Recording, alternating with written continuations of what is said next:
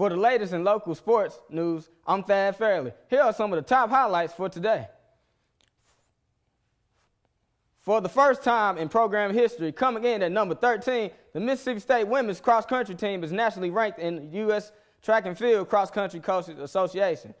A standout performance at the pre-NCAA meet last weekend landed them a spot in the rankings with the 5th place overall finish.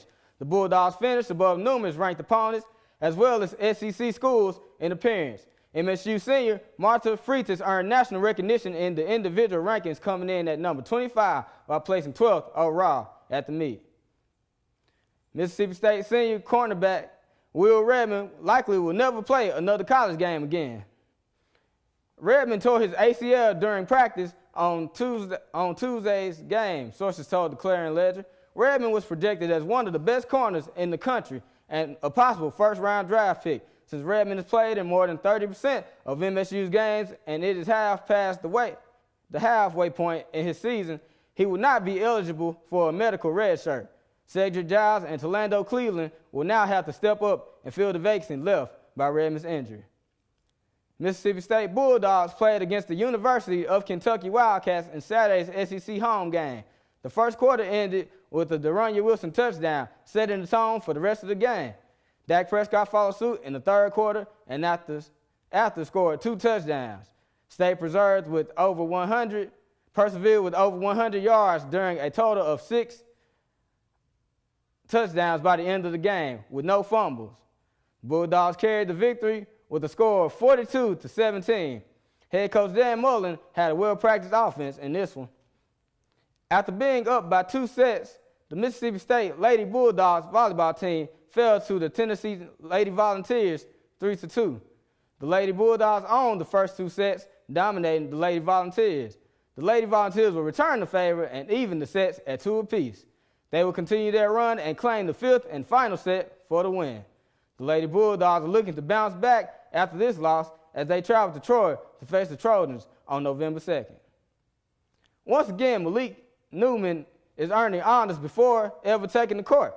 Last week, the SEC Network held SEC Media Days in Charlotte, North Carolina, where they previewed SEC basketball, which starts in just a few short weeks. During Media Days, Newman acquired his first piece of hardware when the media named him second team All-SEC in the preseason rankings. MSU was placed at number 8 in the polls.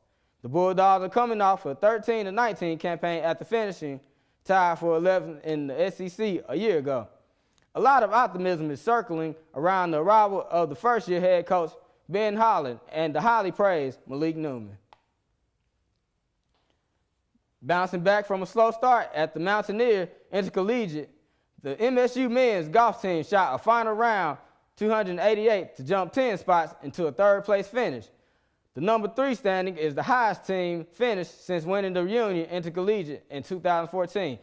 Senior Ben Wood led the MSU's leaderboard, firing 5 birdies in his last 10 holes to finish with the 4 under par, 68, and for a 3rd overall.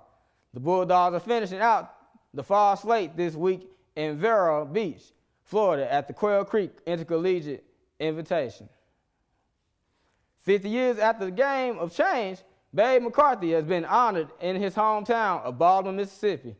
The legendary MSU men's coach took his 1963 team out of Starkville in the dead of the night to play Loyola University in Chicago, a team with 4 black starters.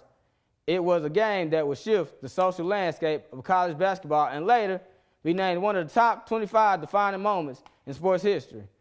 The Mississippi State Department of Archives and History unveiled an historical marker on Main Street in Baldwin Thursday to honor the Mississippi State legend. McCarthy, who died in 1975, was a successful coach at the high school, collegiate, and professional level with the American Basketball Association. That's all for your Maroon 360 local sports. After the break, Kay King will catch up with Dr. P. Smith from MSU Communication.